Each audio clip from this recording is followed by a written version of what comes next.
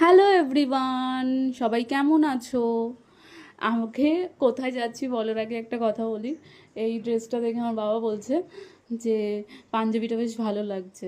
এখন মেয়েদেরও পাঞ্জাবি বেরিয়ে গেছে। আমি বলছি পাঞ্জাবি, এটা পাঞ্জাবি না, মানে সব সাদা সাদা পরেছি, তার প্যান্টটা একটু ধুতি প্যান্ট টাইপের, তো ভাবছি কি পাঞ্জাবি পরেছি।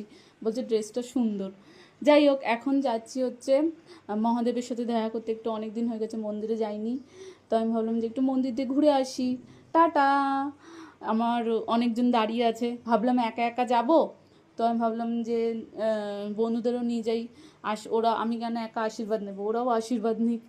তো প্রথমবার আমি মানে প্রথমবার না, এর আগে যখন ভূতনাথে গেছিলাম তখন বাইরে দিয়েই সব দেখেছিলাম। এই প্রথমবার আমি ভেতরে মানে ঢুকতে পেরেছি মন্দিরে। ঠিক আছে, ওখানে ক্যামেরা অ্যালাউ নেই।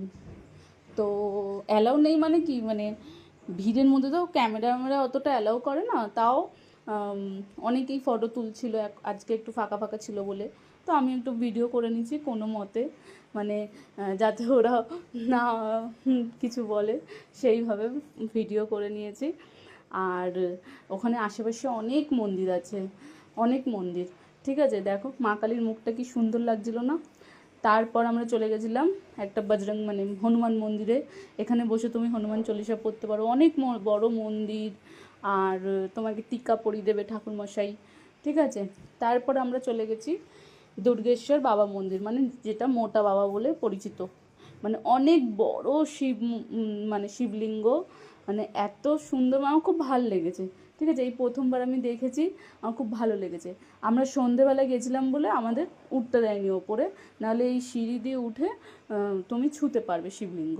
ঠিক আছে, তো আমরা যেহেতু সন্ধেবেলা ছোঁয়া মানে ছুঁতে পারবে না সন্ধেবেলা। তো তারপর আমাদের সব কমপ্লিট হয়ে যাওয়ার পর চা খেতে খুব ইচ্ছা করছে, তো আমরা কেসার টি খেলাম 30 টাকা করে। তারপর একটু খিদা পেয়ে গেছিলো, তো আমি লিট্টি চোখা খেলাম।